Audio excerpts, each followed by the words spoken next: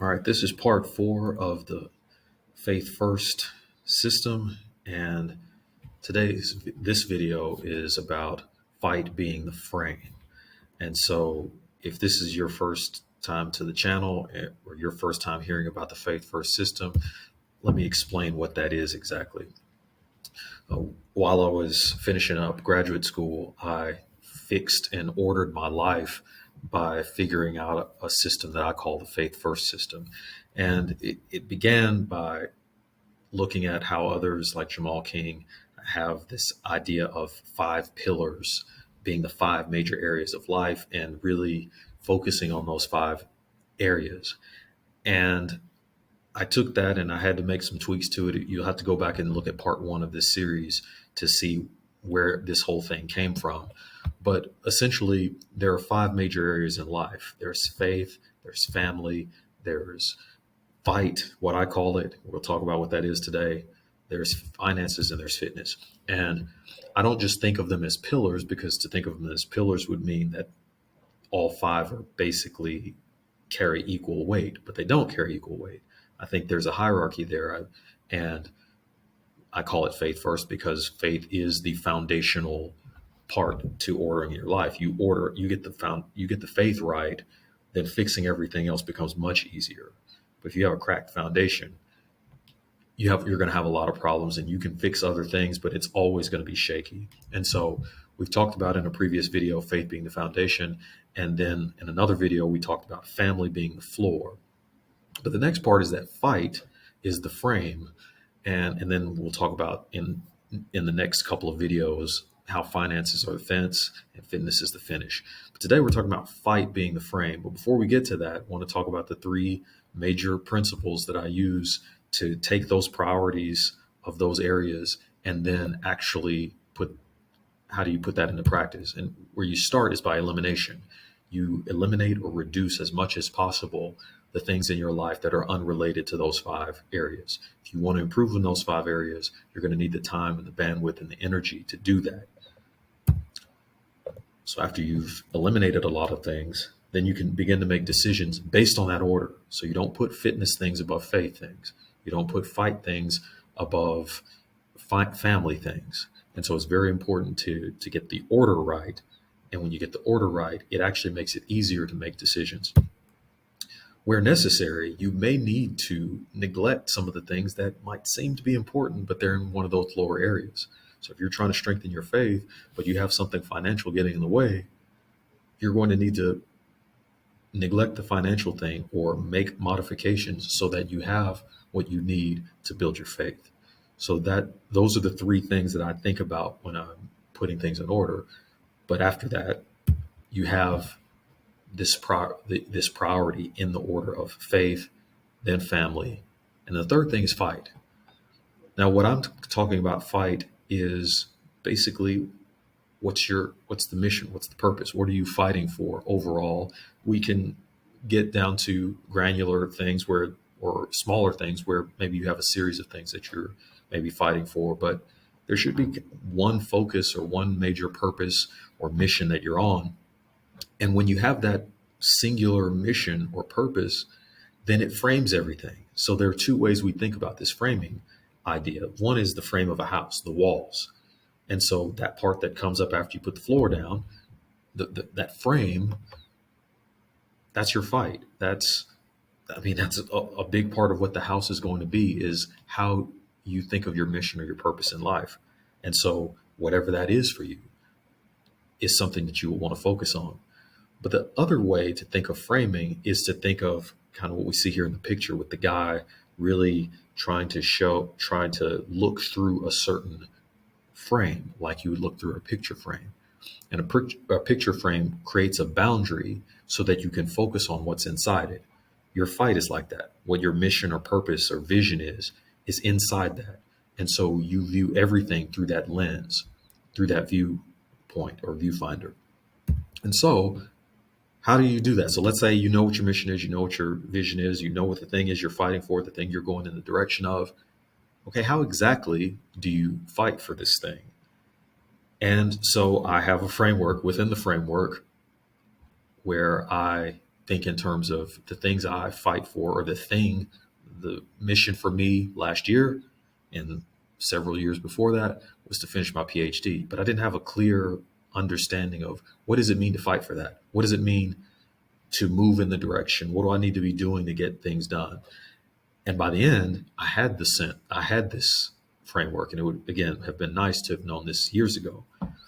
I think there are 5 things to think about, and I think the order matters here as well, as we've looked at what it means to build your faith and what it means to what's the hierarchy of families. I think there's a hierarchy of things to do when it comes to your fight. What does it mean to fight? How do you do that? It's these 5 things. I think you start with planning projects.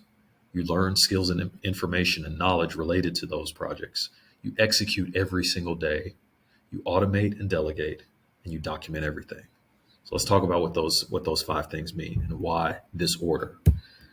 If you're familiar with David Allen's work, he's the author of Getting Things Done. So maybe you're familiar with the GTD framework. I read that book a few years back, and it was helpful in a lot of ways. 2 of the main things that I remember about that book was that he was really big on saying you really want to get things out of your head and onto paper or onto your device. And so I'm really big on putting things in my calendar, writing things down in a notebook, figuring out ways to have notes on my phone so that I'm not trying to hold information in my head, but instead I'm using my head to come up with ideas.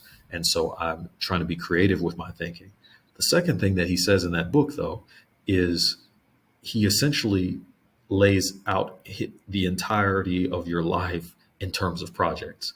And I'm not necessarily saying do projects in the area of faith or family, but when it comes to fight, if you have some big vision or some big mission, a good way to organize it is to think in terms of projects. And so what you want to do is plan projects, have things that have a beginning, middle, and end, and plan out what's the work that needs to be done to get this done. Now, once you've done that and you have a series of projects that you're working on, you might find out, well, I might not be able to work on all of these at the same time. So I'm going to focus on this one and maybe this one. And so right now I'm writing a book. I'm also working on an education business. I'm also working for a robotics startup. So there are several projects that are going on that are all moving me in the direction of a longer term goal of starting a robotics company that is working to use technology and AI and robotics to help people. Now that feels like that's a long way away, but these side projects are things that are moving me in that direction. And so when I'm working on each one of those projects, there needs to be a plan, and there needs to be a sense of, okay, I'm doing this to move me towards that goal. Now, once you have a project of some kind, then you need to learn skills and knowledge and information to prepare yourself and to equip yourself to be able to do whatever it is that you're planning to do. If you knew everything you needed to know, you probably would already have it finished by now. And so in graduate school, I was constantly learning. So it wasn't something where you learn at the beginning and then you don't have to learn anymore. You have to continue to learn skills and information. About midway through graduate school, I had to learn Python. I was used to C++ and C# and writing things in MATLAB, but it became clear if I wanted to write artificial intelligence code, many people were doing it in Python, and I needed to learn Python. Well, that's not fun to have to go and learn that from scratch, but it was interesting because I had an interview during graduate school with a local company that they were looking for somebody that could convert MATLAB code to Python code and vice versa. And I went and interviewed with them and talked to them, and they said, oh yeah, you'd easily be able to do this. But I was still in graduate school, so we weren't in a position to work together. But it was interesting because I learned that skill. I was easily qualified for that type of work. But I think the other thing is I think the hiring manager looked and said, look, you're about to finish your PhD. You're not going to want to do this. And he's probably right. So I really like being able to work with this startup that I'm working with right now. But you have to learn skills. Right now, I'm having to brush off some skills in the development of simulations for our robot that we're working with. So there's constantly skill learning. So if you have this project, you have this project that's going to take you in the direction of your long-term goal or vision or mission. You need to figure out what are the skills that I need to learn so that I can be able to do the work that I need to do to move me in that direction. So whatever that might be. Third thing is that you need to execute daily. Now, when I say daily, I'm talking about 6 days a week. The Bible does not say under the new covenant that we have to take a day off. I think it is prudent to do so. We see in the Old Testament that God gave people the Sabbath. And so when I say daily, I'm talking about 6 days a week. I think most people, even people that talk about grinding, understand the power of having at least 1 day per week off to rest. For me, that day is the first day of the week. Some obviously Jewish people use the seventh day. So when I say daily, I mean 6 days. Have a day where you don't do anything. But other than that, execute on your fight every single day. And as this graphic shows, it will increase your odds of success. You want to think in terms of decades. You want to plan in terms of months. I like to plan in terms of months and quarterly. But there should be work being done on the projects every single day. Even if you put in a half hour on this project, maybe you don't have very much time, but find a half hour every day. If you do that 6 days a week, that's 3 hours a week. That is 12 plus hours in a month. And in a quarter, you've spent 35 to 40 hours maybe on this. And that's just a half hour a day. You'll be surprised at how far along you can be in a month or a quarter if you put just a half hour a day. And if you can execute even more, that's even better. But you want to be working on your projects every day. This was a big one for me, and a lot of things shifted during my graduate school experience when I figured out how to automate some things. I didn't have much to delegate. I did not have undergraduate students that were working under me towards the end. I had some at the beginning, and I didn't know what to do with them. I didn't have my work in a place where I could delegate certain tasks to those graduate students. It would have been nice to have that later. But what I found was I use actually the laptop I'm doing this at right now. I had that laptop working for me often 24 hours a day. And so the way I would usually do my work was I would have to do a series of simulations. And after each simulation, I would look at the result, I would think about it, and make a change to the simulation or to the controller to get a better result. And I then need to go and run it again. And I realized that the changes I was making were not really that difficult to think through, and I could probably plan them myself based on the results. And so I figured out a way to create an automation system where it would do the simulations repeatedly. Let's say there were a certain range of variables I wanted to test, and I could just test those different ranges of variables and get the output and write the output of those simulations to a file. And I could just come back hours later, and the computer had been doing my work for me the entire time. But it took me some time. It took me a few days, maybe even a couple of weeks, to create that automation system. But once I did, it freed up my time to go do other more important things. The same is true in whatever you're doing. I'm sure there's something that you're doing that you could automate, delegate. I saw an Alex Hormozy video not too long ago, and he was talking about how one of the biggest things that most people can do is that they can delegate things that they don't think they can delegate. And things like cleaning your house or preparing meals often takes up a large amount of people's time. And there are people out here that are good at doing those things and that would like to do those things for you if you paid them a certain amount of money. And that would completely free up your time to work more on your business. And that was the thing he was saying. And so I'm not in that place yet to get cleaning and meal prep done. But when I am, I will certainly be delegating that and then being able to free up my time to do other things. So you want to find ways to automate and delegate to where you create these systems that now do work when you're not having to actively work.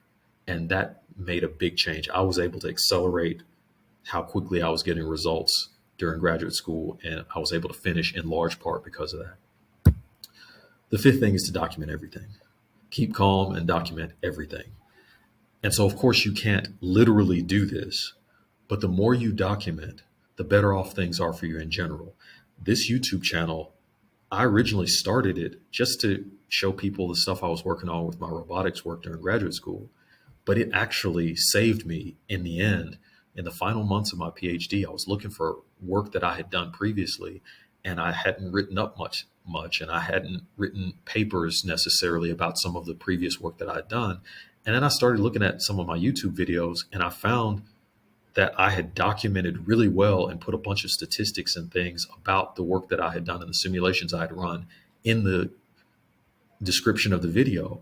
And so I went back and I was able to get enough information from my YouTube videos and then use those clips from the YouTube videos in my dissertation defense and in the things that I needed to show my committee. So I had kind of accidentally documented a bunch of stuff that ended up being really useful in my thesis. You can do the same thing. Maybe it's not a YouTube channel, but maybe it's writing things down in a notebook. Maybe it's having a Google Doc where you just type up periodically what you've been working on with your projects. But if you document everything, it becomes much easier to come back later and see what you've done, because a lot of times you downplay what you've done. So I had done that work years earlier with some of the things that I'd done with my robot and some of the experiments that I'd done. But then when I started writing it up, I saw, oh, okay, that's going to be half of a chapter in the thesis. Okay, that'll be a section in this thesis. And it ended up being a substantial part of my thesis, some work that I had forgotten about that I had done, but I had put it on my YouTube channel. So you want to document everything. So whatever your fight is, whatever your mission, vision, purpose that you're working toward, I would suggest, this is what has worked for me, is to understand, first of all, that it is your frame. It's the way you see everything. But once you understand what that is and what the direction is, organize by planning projects, learning skills, executing every day, automating and delegating in such a way that all the work doesn't have to be what you actively do, but it can be things that are passively done. And then you want to document everything. And if you will do that, if you fight like that, you will find that you'll get closer to your destination. You'll get closer to the goal, whatever that is that you're fighting for. So fight is the frame. In the next video, we'll look at the fourth part of this framework, which is finances. And we say that finances are the fence. And exactly what that means, we'll talk more about in the next video. But until next time, thanks for watching.